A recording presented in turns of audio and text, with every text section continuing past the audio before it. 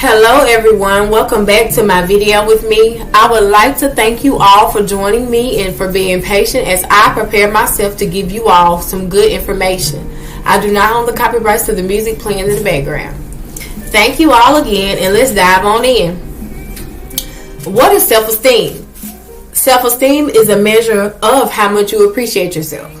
Self-esteem is how well you operate during the day in spite of internal or external hardships.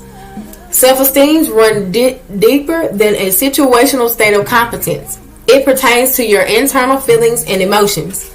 Self-esteem can almost always be linked back to some form of neglect or misappropriation of a behavior when you were a child. Confidence. Confidence is a state closely linked with competence in any given area or task. Confidence is deeply or determined by proficiency, which comes with practice and repetition. Self-esteem is fundamental to identity, a critical ingredient in anyone's ability to feel genuine happiness. You have to validate yourself from within. Society and a negative self-image. Society, social media, weight loss companies, and all the ads have a big influence on your subconscious mind, reverting to habits of converting yourself to others. The values of your friends, families, and their opinions matter by default. Body image awareness / body dysmorphia. How you view yourself is body image awareness. A distorted body image is an unrealistic presentation of how you feel about yourself. You have to grow comfortable in the skin that you are in. A warning sign that you may have a poor self-image. Being overly observant when you are in the mirror. Always comparing yourself to others and those around you. Being consistently envious of those who you feel are prettier or have it all together. You should intuitively know that your worth comes from within inside, not what's on the outside. It comes from within. Negative self-image is going to have a huge impact on any relationship that you have, no matter what kind it is. Even the most incredible intended words of honest compliments will fall short on the ears of anybody who have a poor self-image. It sparks tensions and it causes relationships to suffer. Feelings of unattractiveness equals your low self-worth. Your confidence will always determine how you feel when you are with another person. Self-esteem makeover. You have to achieve the things that you want slowly for yourself. 1. You have to choose to see what you are good at instead of seeing what you are bad at or what others think that you are not good at. 2. You have to say no to all your self-talk, all your negative self-talk. You have to kick it out of your head. You have to replace your negative thoughts of yourself or the thoughts that anyone has told you about yourself and replace those with all positive steps. You have to take time and you have to be patient. You have to take baby steps. Nothing happens overnight. No matter what you want to change in your life, it all takes time to get to where you need to be. One step at a time. You can try one day a week for a month. Then you can try 2 days a week for a month. And you can try 3 days a week for a month. But if you never make it past that 1 day a week a month, then you may not be capable of going 2 weeks a month. So let's try baby steps on these methods, and let's get the key ingredient to open up ourselves to others. Let people know how you truly feel. Little by little, these changes will start to make a big impact on your life. Before addressing your inadequacies, you must first take a root inventory on why you have the problems that you have. Do you feel that you belong? Do you feel boring? Do you feel that you have nothing entertaining or anything purposeful to bring forth in the groups? Take courage take a lot of courage. It takes a lot of courage to stand up to your undescribable feelings, or the feelings that you buried, that you once felt, once before, in the past, or even now. Dig deep within inside your subconscious brain. You may even have to make your brain go back to moments that you don't even want to remember. But you must do this because you're harboring feelings of inferiority and inadequacy. So you must go back and unpack these moments that you feel like you failed, and you felt like those moments matter to you the most. But nothing that you did on that moment was good enough to make it feel happy for you in the inside. So let's go back and unpack those moments, and you can really begin to see why you are going through half of the negative thought patterns that you're going through. Warning signs of an inferiority complex. Many may be unsure of themselves due to outdated thoughts of acceptability and accountability in our foreign growing up in the stereotypes. Warning signs of an inferiority complex. 1. You are increased sensitive to others' views of yourself. You are highly sensitive of both criticism and compliments. You're quick to become defended when you are criticized. Question seniority of any compliment. You take things too personal even when it's a simply passing comment. 2. You are socially withdrawn. You view everyone as better than yourself, so you don't feel you're capable enough of being in a group full of pretty people or accomplished people without feeling worthy yourself. You feel like you should be alone to keep everyone out, so anyone cannot get to know who you are or how you feel. 3. You blame everything on everything and everyone but yourself. When you mess up, you blame everything on external factors. Bad luck, bad company, bad environment, and sometimes even the universe. You fail to take responsibility. You will never admit or accept that you are the cause of your own shortcomings. The failures that you contribute to your misery are caused by everything and everyone around you but yourself. 4. Excessive attention seeking. There is a high probability that you will convert to these excessive attention seeking ways, unknowingly framing every conversation in a manner that represents or compliments yourself. You quickly refute kind words in order to receive additional validation for yourself. You crave recognition. I don't care if it's negative recognition or positive recognition. You act aggressively when you cannot get what you want. You appear depressed, and in the lowest case scenarios, some people even fake illnesses and pretend to be sick for any kind of attention. Awareness of problems are the first sign to ever getting yourself help. The sooner that we're able to notice and accept that we have a problem, the faster we are in getting help and dealing with those problems. In reality, low self-esteem, poor self-image, negative body issues, and legitimate inferiority complexes are externally linked. To have one is to almost have some of the traits of the others. But the good news is they're all fixable. By implicating good, positive thinking, then you can get a better habit of where you're going. Your thinking can change and your self-esteem can rise. Understanding depression and anxiety. Nothing can bring you peace but yourself. Ralph Waldo. Dealing with your personality traits is a very good thing to do. When anxiety becomes a problem, then that's when you should seek help. Anxiety in a nutshell is defined as the body's normal reaction to perceived stress. It is the feeling of distress and unease a person typically experiences prior to a big event or one is on the horizon.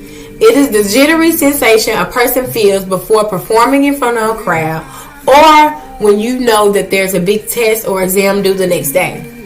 This is actually healthy anxiety. But others have more than normal anxiety, which leads to anxiety disorders. A time of mental disturbance is where a person suffers from an irrational anxiety, which comes from overboard abilities to see things in a very horrible manner. It's usually expressed as an excessive anxiety, usually expressed as excessive and inappropriate response to a current situation or anticipated future events. People with anxiety disorders express episodes when they creep into their mind. These bad moments suddenly creep into their mind and it consumes them. And sometimes it happens in everyday situations. Anxiety disorders can also always be referred to as they have lost control and they have anxiety impulses that rise. These are in fact a number of ways in which moments can come to the light. The following conditions are which can be classified as anxiety disorders: panic attacks, social anxiety disorder, separation anxiety, phobias, generalized anxiety disorder. Symptoms can vary and they do waver between people depending on their particular circumstances. Sudden or uncontrollable feelings of panic and worry, sweaty and cold hands and feet, restlessness, muscle tension, heart palpitations, inability to concentrate, dry mouth, shortness of breath, nausea, dizziness, tingling of numbness in your hands and your feet. Causes of anxiety disorders stem from various of causes, depending on the person and the individual circumstances. A mixture of several physical and chemical factors happen within a person. Contrary to popular beliefs, anxiety disorders are not phobias caused by improper upbringings or character weaknesses. Rather, the following factors are more influential in causing them: dysfunction within the regions of the brain that related to stress and fear regulation, changes in the brain memory regulation center, chemical imbalances, genetic or hereditary factors, long-standing stress, substance or alcohol abuse, medication side effects, other related health and mental issues that can cause a flare-up in your anxiety. Treating anxiety. Have negative thoughts slowly. Diagnosing clinical depression. Clinical depression is any depressed mood or any noticeable change in things you previously found to enjoy. It is daily or almost daily for 2 weeks. DSM-5 manual guidelines. 5 out of 8 symptoms must remain for 2 weeks or more. Number 1, a depressed mood throughout the entire day, especially in the morning. 2, a huge loss of interest in activities you previously enjoyed. 3, repeat thoughts of suicide in and out of your mind. Intense feelings of guilt and shame and worthlessness. You are restless at night. Inability to concentrate and make decisions. Sudden urge in weight loss or weight gain. Frequent insomnia during the day or almost daily.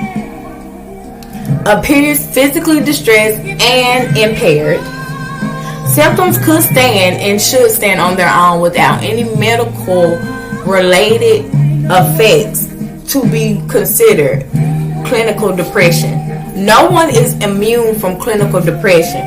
Even if you have monetary and material wealth or social status, no one is above catching clinical depression. You have to develop better thinking patterns. You have to take yourself and listen to yourself.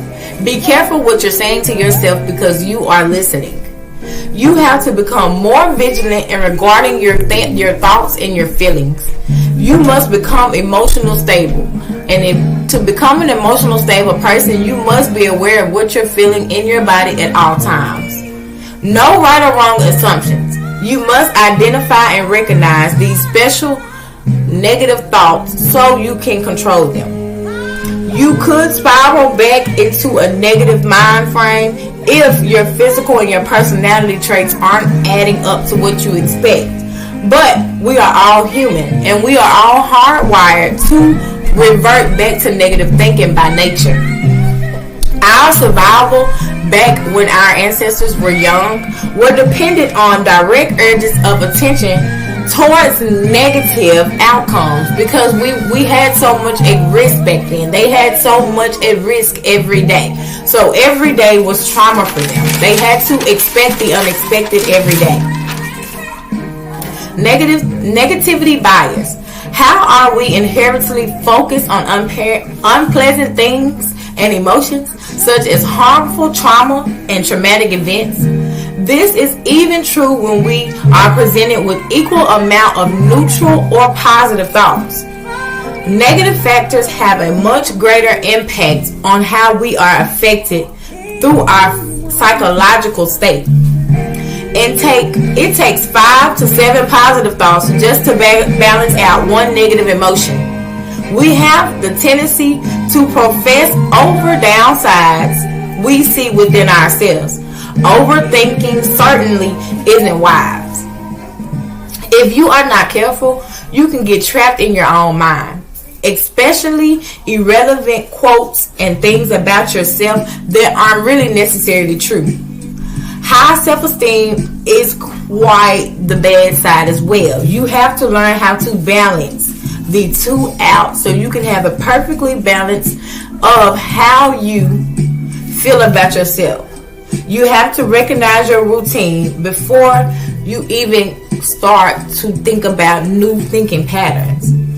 High self-esteem usually is a tool that our brain isn't really equipped with.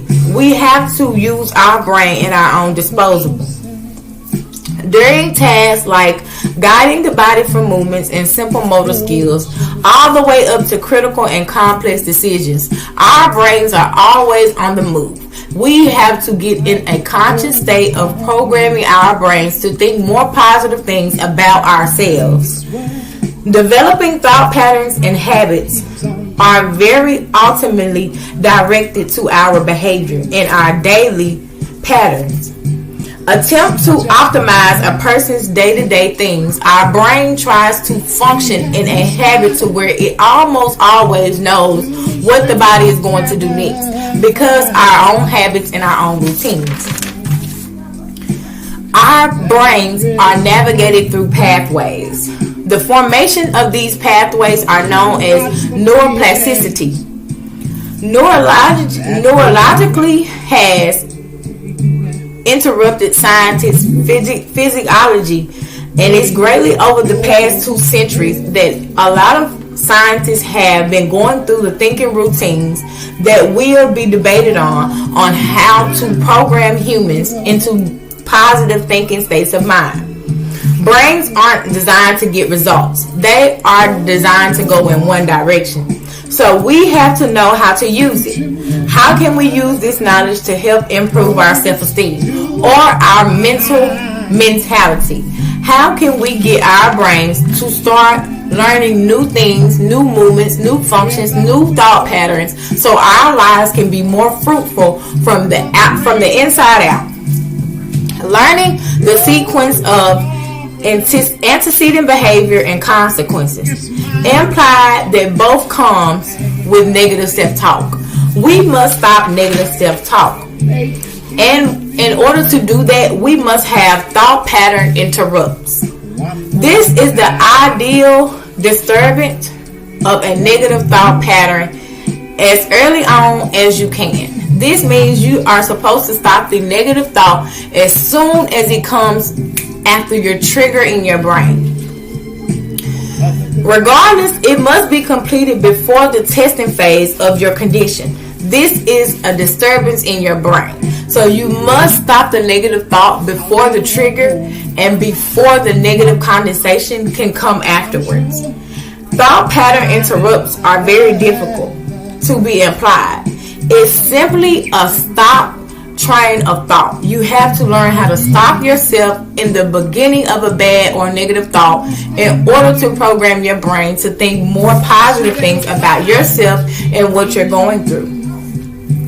Thought pattern interrupts. If you wish to stop viewing yourself or others as less or better than you are, then you must stop focusing on their results and start focusing on your own results for your future. Don't hold back. Ensure interrupts are big and bold. Some of us are too weak in our thought pattern interrupts, and the way we feel negatively is stronger than how we feel positively about ourselves. These thought pattern interrupts have to be as bold and big as your negative thoughts are to yourself. Especially true regarding long-term entrenched beliefs or pattern thoughts. Try to clap your hands out loud. Try to associate a cough or a foot stomp or a simply snap of your fingers to interrupt your thought pattern. Time is everything. You have to catch this negative emotion before the trigger, because this is when your brain starts to identify your key information and starts to transform it into a natural pattern into your brain. When you need to empty this pattern, disrupt after original thoughts start to spring up. You need to interrupt your thoughts as soon as they start affecting you in a positive, in a negative light. You must change your negative thoughts into positive thinking patterns. This stimulus is a response window. This is a typical short period of time between your trigger and when your brain processes information. Keen observant throughout the day to catch them when they occur. They must be thoughts or memories that pop up in your mind and it starts you to think negative. Allow emotions or psychological change. Proficient at catching it before it starts. It must be immediately following the trigger of your memory to replace the good and positive thoughts. Rinse and repeat. Well, if you want to start a thought pattern interrupt, you must make sure it's bold and as significant as your negative thoughts coming into your mind. You must ensure that your positive comeback or your positive interrupt is as big and as bold as your negative thoughts about yourself. Use thought pattern interrupts in the waking of your thinking patterns. Lead them into your inner monologue down a familiar path, and then you interrupt your thought thinking, because it leaves your brain thinking like, what's next? What's supposed to come next? But if nothing ever happens, then it makes your brain communicate to your other side of your brain to tell your brain, well, nothing comes after this. There's no emotion, there are no feelings, there's just nothing after this. This is just a thought pattern interrupt, and life goes on.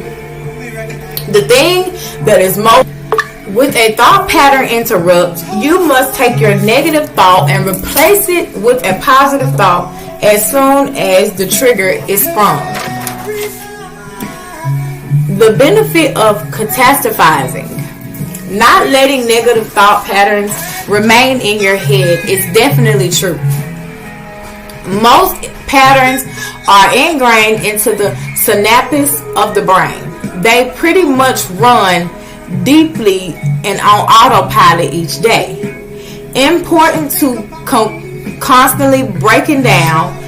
It is slight interrupt and negative concentration towards an event you have in your explained thought pattern. Take negative trains of thought of your natural conclusion.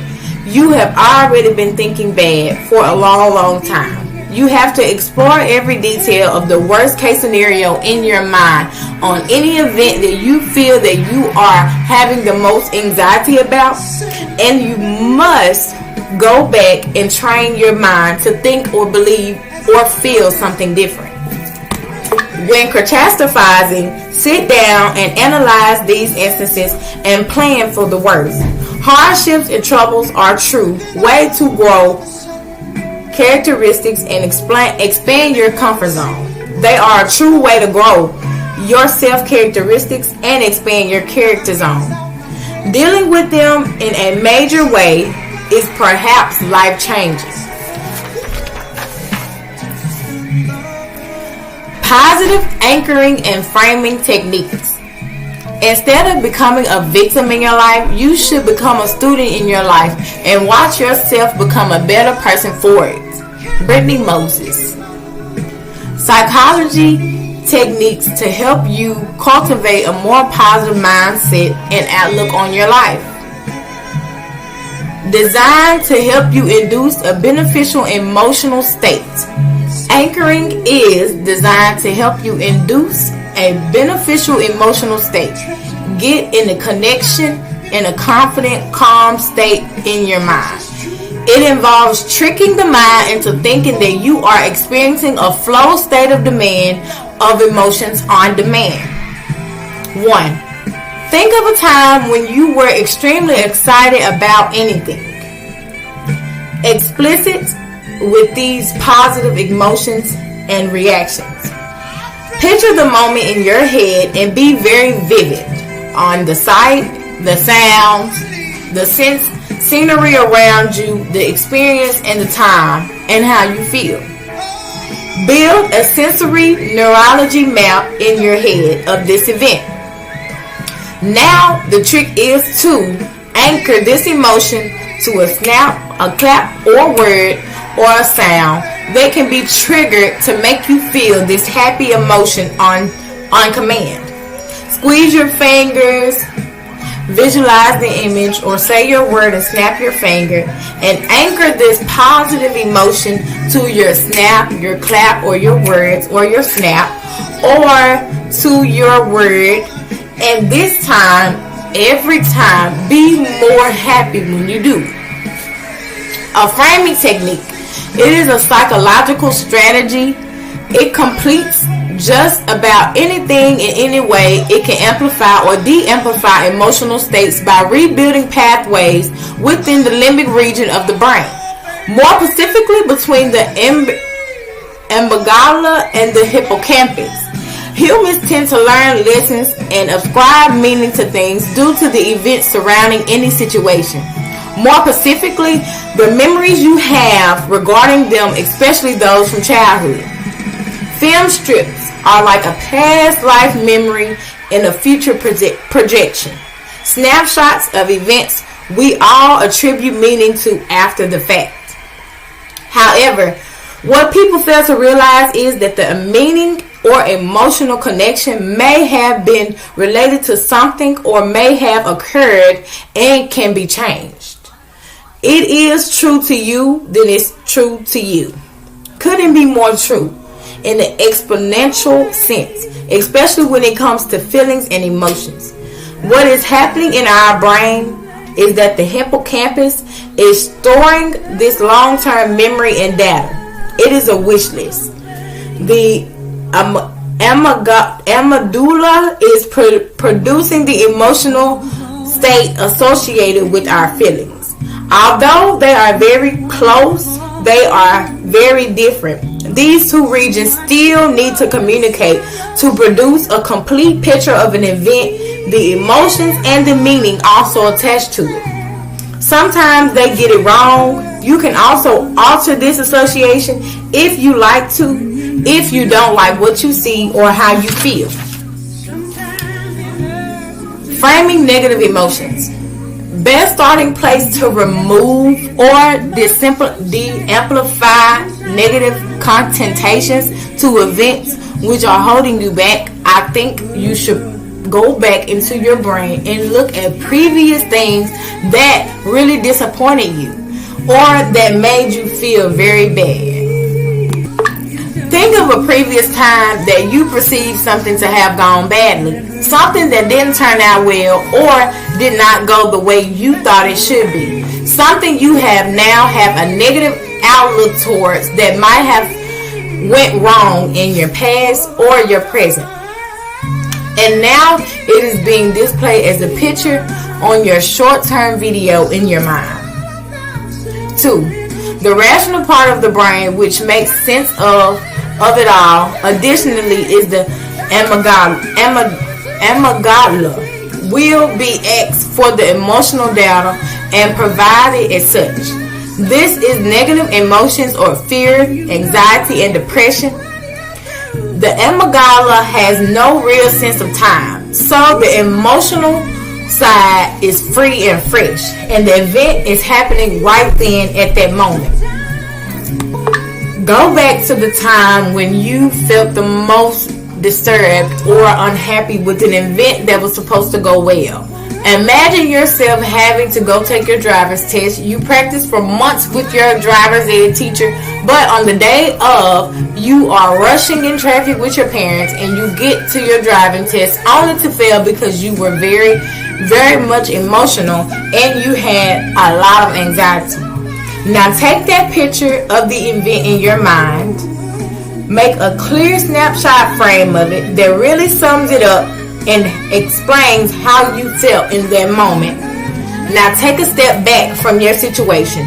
If you were looking at the picture through your own eyes, then start from a third person perspective, looking down on the image, and then take it even further step back and view it from an even greater distance.